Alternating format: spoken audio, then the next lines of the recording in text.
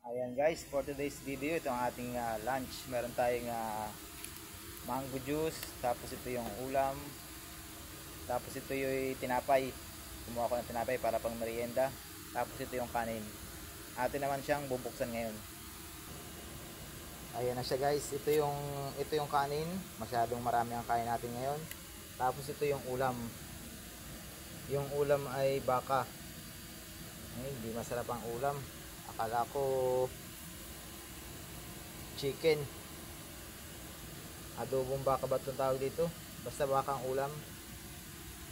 Yan ang ating ulam ngayon. Tapos ito yung ating juice. Siyempre ang ating juice ay ating ipamimigay ito kasi hindi tayo inom ng juice kasi matamis ito, panay sugar. Tapos ang kanin, dito natin lalagay. Kasi nga marami ang ating kanin. Kalahati lang ang ating kakainin, sayang naman kung matatapon lang. Kaya ang gagawin ko, iuwi ko yung ating kanin na matitira. Bali, hatiin ko yung kanin na yan at ilalagay ko sa baunan. Ayan yung ating ulam. Kaunti nga lang ulam, hindi na maiuwi ang ulam kasi kakaunti lang. Bali, kanin lang ating uwi ngayong araw na to. Ayan siya, oh.